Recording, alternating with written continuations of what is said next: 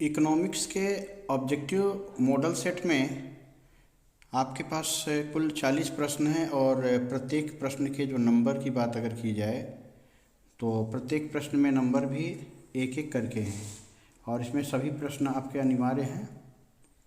प्रत्येक प्रश्न के लिए एक नंबर निर्धारित है और कोई नेगेटिव मार्किंग नहीं है।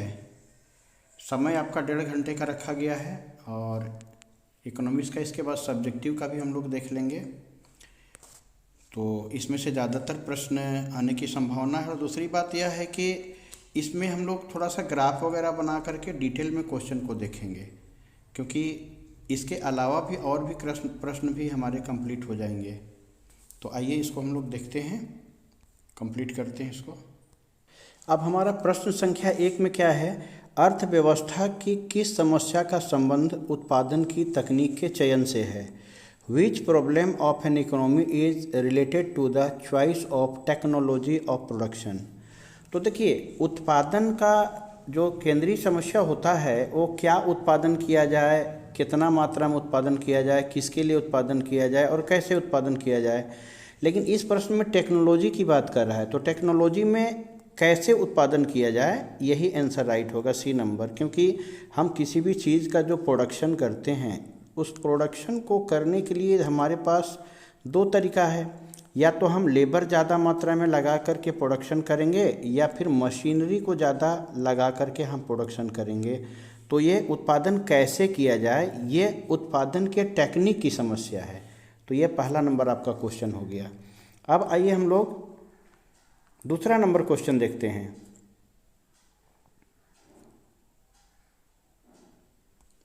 क्वेश्चन नंबर 2 में आपका दिया हुआ है कि कुल उपयोगिता अधिकतम होती है जब सीमांत उपयोगिता का मान क्या होता है। तो देखिए, एक बात हमेशा ध्यान दीजिएगा, हम लोग इसको ग्राफ के द्वारा पढ़ के चलें तो ज़्यादा बेटर होगा। तो जैसे मान लीजिए कि अगर हम कोई ग्राफ बनाते हैं, यहाँ इसको समझिएगा बहुत ध्यान से। ये ग्राफ हो गया। तो अब इस ग्राफ में अगर हम कुल उपयोगिता का ग्राफ बनाते हैं, सपोज मान लीजिए ये ग्राफ इस तरह से हमारा बनता है, ठीक है, ध्यान दीजिएगा। अब ये जो हमारा है ना, ये मार्जिनल यूटिलिटी है, इसको सीमांत उपयोगिता कहते हैं, और ये मेरा टोटल उपयोगिता है जिसको टोटल यूटिलिटी बोलते हैं। तो अब देखिए, ये जो कुल उपयोगिता हमारा ग्राफ इस तरह से गया है, तो इसमें मैक्सिमम कुल उपयोगिता हमारा यहाँ पर है, ठीक है। तो जब कुल उपयोगिता अधिकतम होती है तो इस रेखा को ये कहाँ काट रहा है, देखिए यहाँ पर काट रहा है।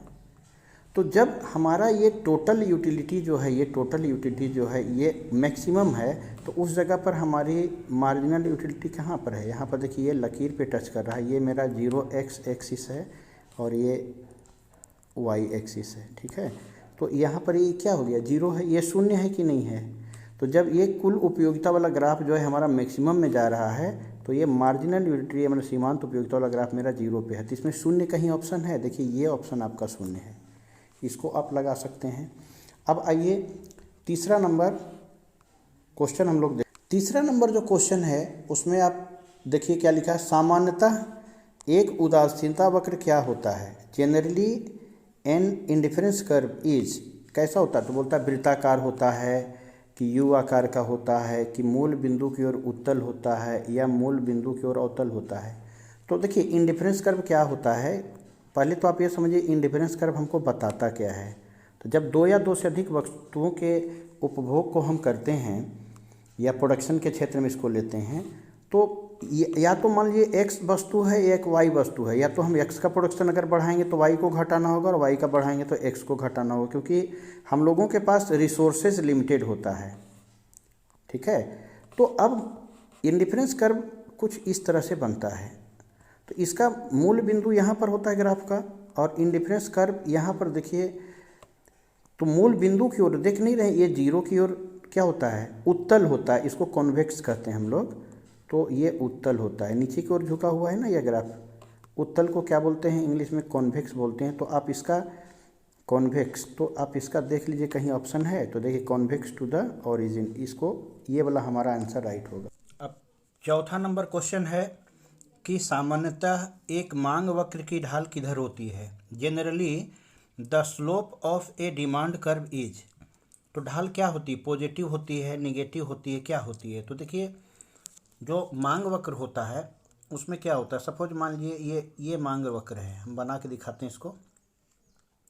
ये एक्स एक्सिस है और ये वाई एक्सिस है। तो एक्स एक्सिस और वाई एक्सिस है, तो इसमें क्या होता है, देखिए सबसे पहले जैसे मान लीजिए कोई वस्तु का प्राइस 100 रुपया है, तो उसका डिमांड भी मान लीजिए कि 100 का है, और अगर प्राइस घट के 80 हो गई तो डिमांड मान लीजिए बढ़ के 150 हो गई, ऐसा हो सकता है। तो इसको हम लोग बना के देखते हैं एक बार। देखिए इसको मिटाते हैं पहले। अब इसको लेते हैं, सपोज मान लीजिए कि ये प्राइस है मेरा, इधर प्राइस है, उधर क्वांटिटी या डिमांड है, ठीक। तो अब यहाँ 100 रुपया किसी वस्तु का प्राइस 100 रुपया था, तो डिमांड 100 थी, मतलब इस तरीके से देखिए ये हो गया। और अगर जैसे ही प्राइस घटा तो डिमांड तो बढ़ गया, डिमांड बढ़ के आपका यहाँ चल गया, यहाँ चल गया। तो अब देखिए यहाँ से अगर डिमांड कर्व जो मांग रेखा बनी इस तरह से, ठीक है, तो ये DD1 डिमांड कर्व है, ये ए पॉइंट है, ये बी पॉइंट है, तो ये किधर की ओर ढाल इसकी है, नीचे की ओर है।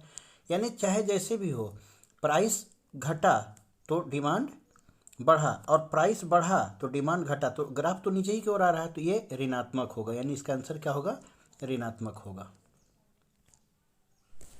अब 5वां नंबर क्वेश्चन जो हमारा है, 5 नंबर क्वेश्चन में क्या बोल रहा है कि एक सरल रेखा, देख रहे हैं, एक सरल रेखा मध्य बिंदु पर कीमत की लोच कैसी होती है। The price elasticity of demand at mid point of a straight line demand curve is. तो सबसे पहले तो आपको ये समझना होगा कि डिमांड कर्व किस तरह से बनता है। तो आइए हम पहले आपको समझाते हैं डिमांड कर्व। देखिए जैसे ये हमारा डिमांड कर्व हम बनाने जा रहे हैं, तो यहाँ पर एक्स एक्सिस है और यहाँ पर वाई एक्सिस है। तो एक्स एक्सिस पर हम लोग क्वांटिटी को दिखाते हैं और यहाँ पर हम लोग प्राइस को दिखाते हैं, ठीक है। तो डिमांड कर्व कुछ इस तरीके से आता है, इस तरीके से आता है। तो यहाँ पर इस बिंदु पर जो इलास्टिसिटी ऑफ डिमांड की बात अगर हम करें, तो इस बिंदु पर इलास्टिसिटी ऑफ डिमांड हमारा 0 होता है और यहाँ पर मैक्सिमम होता है, यानी कि इलास्टिसिटी ऑफ डिमांड ये जो है इन्फिनिटी होता है। और जो ये मिडिल पॉइंट है ना हमारा, यहाँ पर इलास्टिसिटी ऑफ डिमांड इकाई के बराबर होता है। तो ये 0 है, यहाँ 0 है और यहाँ इकाई के बराबर है, तो इसके बीच में अगर इलास्टिसिटी ऑफ डिमांड की हम बात करें तो ये तो 1 से नीचे आ रहा है, तो 1 से कम हो जाएगी। और अगर इस बिंदु से या इसके बीच में कहीं आए यहाँ पर, तो यहाँ पर आपका इलास्टिसिटी ऑफ डिमांड जो है वो 1 से ज़्यादा होगा। अब आपका क्वेश्चन क्या कर रहा है कि एक सरल मांग रेखा वक्र के मध्य बिंदु ये होता है, तो इस जगह पर इलास्टिसिटी ऑफ डिमांड क्या है, 1 के बराबर है, यानी कि आपका ये वाला आंसर होना चाहिए, ठीक है। तो ये 5वां नंबर क्वेश्चन इस तरीके से आपको कर लेना है। अब आइए 6ठा नंबर क्वेश्चन हम लोग देखते हैं। 6ठा नंबर क्वेश्चन क्या बोलता है कि निम्न में किस ग्राफ का आकार उल्टा यू के जैसा होता है। किसका आकार उल्टे यू के जैसा, विच of the following curve is inverted U shaped. तो इन्वर्टेड यू शेप्ड ग्राफ जो होता है वो औसत उत्पाद का होता है, एवरेज प्रोडक्ट का होता है। देखिए इसका ग्राफ कैसा होता है आपको बताते हैं। जैसे यहाँ पर एक्स एक्सिस है, ये वाई एक्सिस है, तो इसका ग्राफ आपका कुछ इस तरीके से होता है, ठीक। हाँ, एक बात और थोड़ा सा सीख लीजिए इसी क्वेश्चन में कि ये जो देख रहे हैं ना आप, इसका आंसर तो आपको बता ही दिए। ये जो देख रहे हैं औसत स्थिर लागत, इसका ग्राफ भी आप सीख लीजिए, एग्जाम में दे सकता है। इसका ग्राफ आपका कुछ इस शेप का होता है, ठीक है, ये ए नंबर का ग्राफ। उसके बाद आपका बी नंबर और सी नंबर दोनों का जो ग्राफ होता है वो यू आकार का होता है, या मतलब इसका जस्ट ये जो ग्राफ देख रहे हैं ना, इसका जस्ट अपोजिट इस तरह का कुछ होता है। तो बी और सी का, यानी कि जिसको हम लोग बी में क्या है आपका सीमांत लागत का ग्राफ हो जाएगा, और औसत परिवर्ती लागत एवरेज वेरिएबल कॉस्ट और मार्जिनल कॉस्ट का इस टाइप का ग्राफ होगा, और स्थिर लागत का ग्राफ इस तरह का होगा। लेकिन अब आपका यहाँ बोलता उल्टा यू कौन सा होता है, तो ये आपका ये औसत उत्पाद यानी कि एवरेज प्रोडक्ट का, इसका ये आंसर होगा 4था नंबर, ठीक है। तो चलिए ये भी हम लोग समझ गए।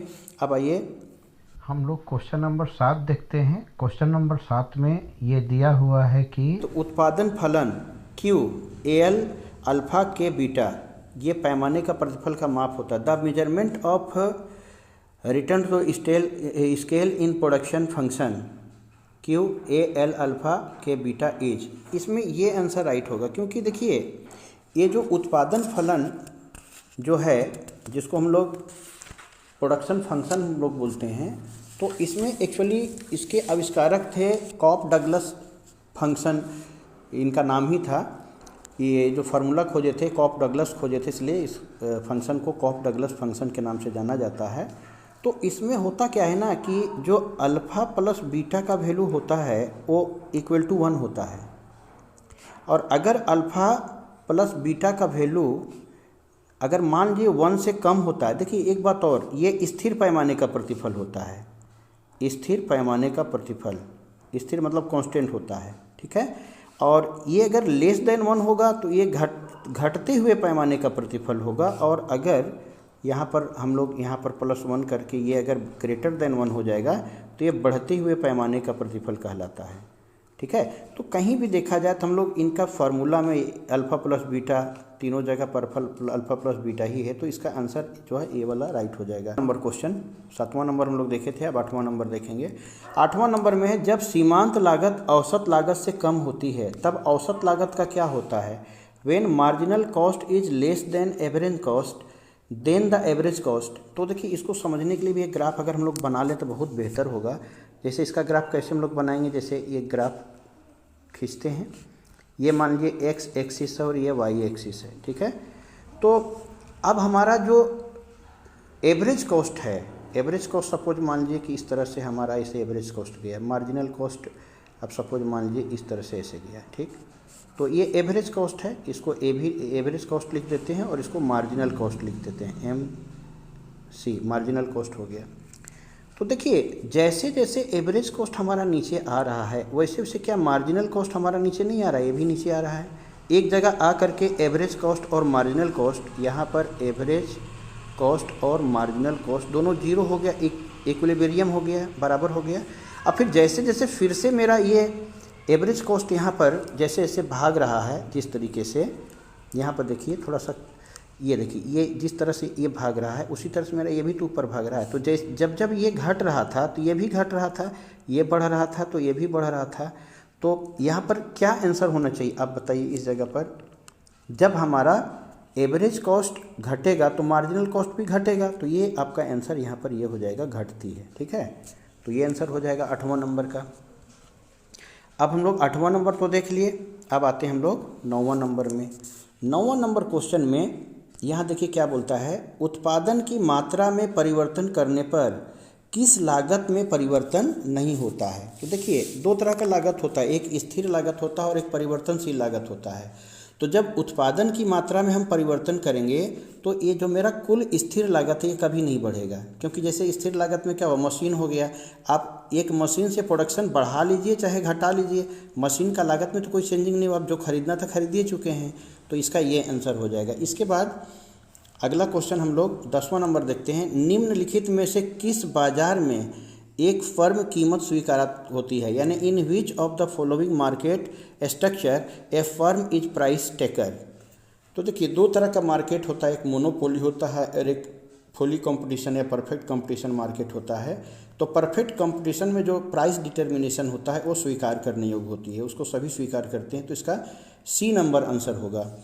इसके बाद अब अगला क्वेश्चन आइए आप, एक पूर्ण प्रतियोगी फर्म में संतुलन के लिए निम्नलिखित में कौन सा विकल्प सही है। भाई इसमें तो सभी विकल्प सही नज़र आ रहा है, क्योंकि देखिए ये तो पक्का है कि MR बराबर MC होता है, ये ठीक है, ये तो सही है ये। लेकिन अगर मान लीजिए इस MR में से इस MC को इधर बराबर किधर ले आएंगे तो ये तो माइनस का साइन में आ जाएगा, तो इधर क्या बचा 0। तो देखिए ये भी सही नज़र आने लगा। अब अगर मान लीजिए ये पहला फार्मूला हमारा MR = MC था ना, अगर मान लीजिए MR में ये MC से डिवाइड कर देते हैं, भागा दे देते हैं, तो यहाँ क्या बचेगा 1 बचेगा, यानी कि ये कुल मिलाकर ये इस कंडीशन में भी लिख सकते हैं MR भागा MC = 1। तो देखिए ये भी सही हो रहा है, ये भी सही है, ये भी सही है और ये भी सही, तो क्यों ना हम लोग इसका आंसर ये वाला लगा दें, इनमें से सभी सही हैं, ठीक है। अब आइए अगला हम लोग 12 नंबर क्वेश्चन देखते हैं।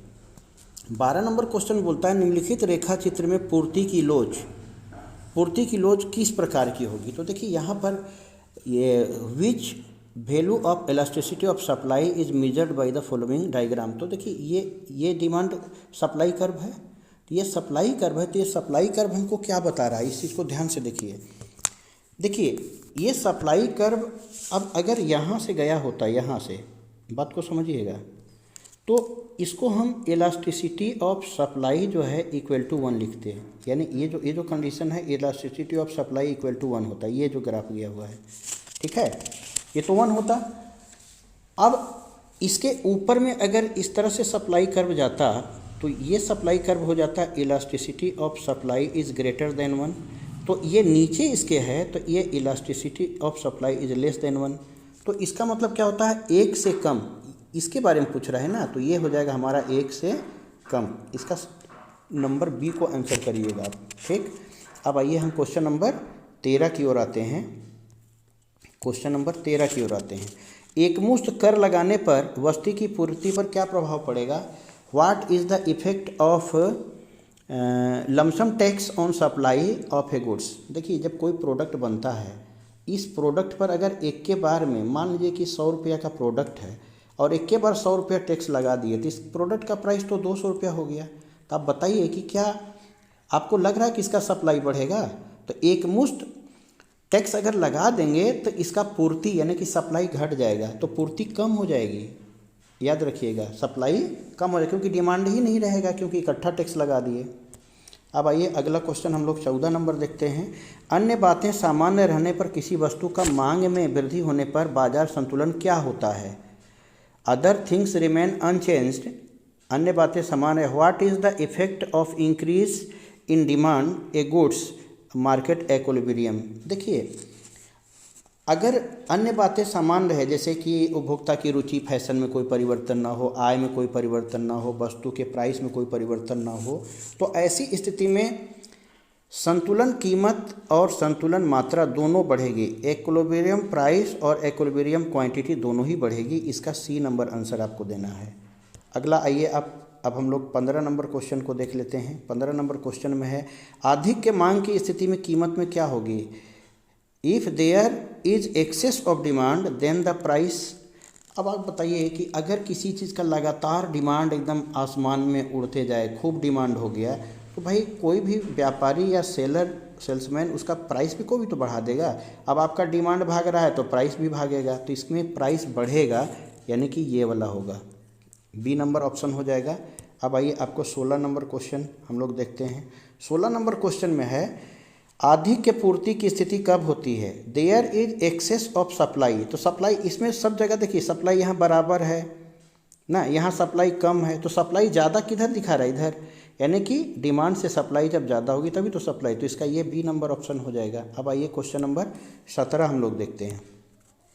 17 नंबर क्वेश्चन में अन्य बातें सामान्य रहने पर किसी वस्तु की पूर्ति में कमी होने से बाजार के संतुलन पर क्या प्रभाव पड़ा। Other things remain constant. What is the effect of decrease in supply of A goods market equilibrium. तो 17 नंबर क्वेश्चन को जब आप देखिएगा तो इसका आंसर बी नंबर होगा। काहे आंसर भी होगा, संतुलन कीमत में वृद्धि होगी, संतुलन की मात्रा में कमी होगी। अब देखिए एक बात हम बताइए, अगर सप्लाई कम होगा, आप सोचिए जब सप्लाई कम होगा तो हम प्रोडक्शन कम करेंगे ना, तो मात्रा में तो कमी होगी ही। अब मात्रा जब मार्केट में घटेगा तो क्या कीमत नहीं बढ़ेगा, तो ये इसका बी नंबर हो जाएगा। अब इसके बाद हम लोग 18 नंबर क्वेश्चन देख लेते हैं। एकाधिकार में अधिकतम कुल आगम के उत्पादन स्तर पर वस्तु की मांग की लोच कितनी होती है। तो यहाँ पर वस्तु के एकाधिकार में आगम स्थिर लोच कितनी होती है, तो 1 होती है। इसलिए क्योंकि देखिए एकाधिकार मोनोपोली को कहते हैं, तो मोनोपोली में एक ही व्यक्ति होता है, मार्केट का राजा होता है, वो जो चाहेगा वही कीमत वो रखता है, ठीक है। इसके बाद अगला क्वेश्चन हमारा हो गया 19 नंबर। यहाँ बोलता है कि द्वयाधिकार में विक्रेताओं की संख्या कितनी होती है। How many sellers are there in duopoly. Duopoly का मतलब ये होता है जहाँ पर किसी मार्केट में 2 व्यापारी होते हैं, तो इसमें 2 तो खुद ही बोल रहा है। इसके बाद आ जाइए हम लोग आते हैं क्वेश्चन नंबर 20 को देखते हैं। निम्न में किस बाजार में विभेदीकरण वस्तुओं का उत्पादन होता है? विभेदीकरण वस्तुओं का उत्पादन मतलब अलग अलग टाइप के वस्तु, तो अलग अलग कस्टमर आएंगे, तो पूर्ण प्रतियोगिता बाजार में ही तो ज़्यादा कस्टमर आएंगे अलग अलग टाइप के, तो इसका नंबर सी हो जाएगा। अब आ जाते हैं हम लोग question number 21। The general theory of employment interest and money, इस पुस्तक के रचयिता कौन थे? ये थे जे.एम. किन्स, ये राइटर का नाम है, इसको आपको याद रखना है, जे.एम. किन्स हो जाएगा। अब आइए हम लोग 22 नंबर क्वेश्चन देखते हैं। 22 नंबर क्वेश्चन में जीडीपी और एनडीपी का क्या रिलेशन होता है? देखिए एक बात याद रखिए, फार्मूला होता है, अगर आपको किसी क्वेश्चन में एनडीपी निकालना है, जिसको बोलते हैं नेशनल डोमेस्टिक प्रोडक्ट, तो इसका फार्मूला होता है कि अगर जीडीपी में से हम डेप्रिसिएशन को माइनस कर देते हैं, डेप्रिसिएशन को अगर जीडीपी में माइनस कर देते हैं एनडीपी आता है। तो अब इस इक्वेशन को थोड़ा उल्टा किया जाए, अगर हम लोग यहाँ पर ये डिप्रिसिएशन माइनस में है ना, इसको अगर इधर भेजें तो इसका मतलब यह हुआ कि एनडीपी और प्लस डिप्रिसिएशन हो जाएगा, और यहाँ क्या बच गया? जीडीपी। तो इसका मतलब यह हो गया कि जीडीपी का फार्मूला क्या होता है? एनडीपी और डिप्रिसिएशन प्लस करके। तो ऐसा कोई है? तो देखिए यहाँ GDP equal to NDP plus depreciation, इसका यह सी नंबर आपका आंसर होगा। अब आइए क्वेश्चन नंबर 23 हम लोग देख लेते हैं। कहता निम्न में किस वस्तु के निर्माण में गेहूं एक मध्यवर्ती वस्तु है? देखिए गेहूं से हम गेहूं के आटे से रोटी बना लेते हैं, बिस्कुट बना लेते हैं, ब्रेड भी बना लेते हैं, तो इसका आंसर क्या होगा? सभी, ये सभी ना बन जाता है। अब अगला क्वेश्चन हमारा 24 नंबर आएगा। 24 नंबर क्वेश्चन में है किसी वर्ष जीडीपी की गणना में निम्न में किस मद को शामिल नहीं किया जाएगा? विच of the following item is not included in the calculation of GDP. तो किसी भी देश का जीडीपी निकालने में नए चीज़ों के मूल्य को लेते हैं, ठीक है, पुराने चीज़ों के मूल्य को नहीं लेते हैं, तो यहाँ शामिल नहीं बोला हुआ, तो यानी कि प्रयुक्त कार का बिक्री मूल्य, selling price of used car, used car का वैल्यू को हम लोग जीडीपी निकालने में नहीं लेते हैं। अब आइए अगला क्वेश्चन हम लोग आते हैं 25 नंबर में।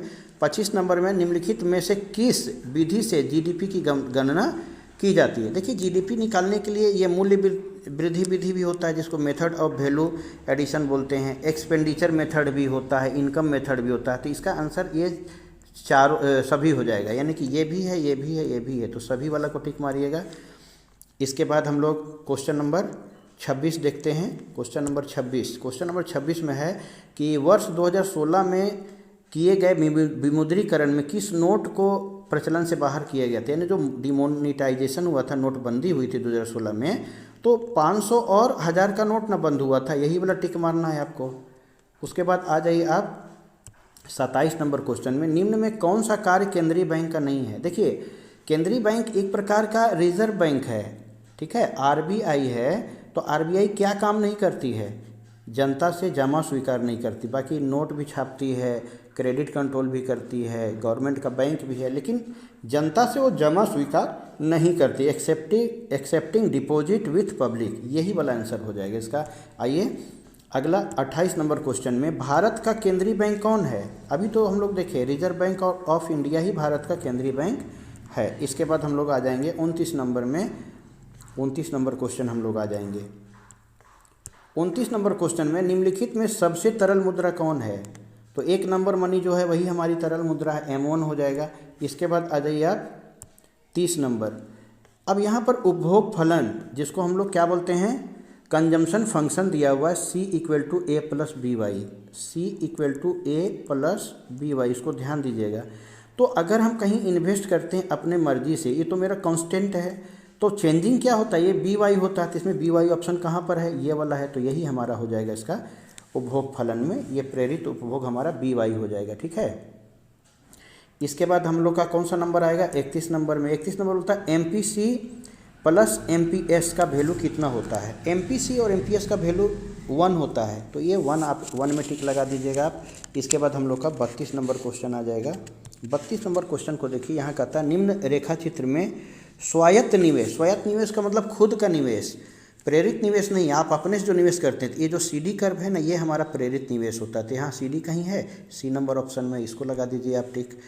इसके बाद 33 नंबर क्वेश्चन में है किसी अर्थव्यवस्था में अगर MPS का वैल्यू 0.4 है तो उसमें गुणक का मान क्या होगा? गुणक को K से दिखाते हैं, और K का फॉर्मूला होता है 1/MPS होता है। तो देखिए 1 हो गया और MPS का वैल्यू 0.4 हो गया। अब इसका पॉइंट आप हटाइएगा तो ऊपर में 0 बैठ जाएगा। अब इसको 4 से भागा दीजिएगा आप तो कितना हो जाएगा 2.5 का ऑप्शन 2.5 होगा।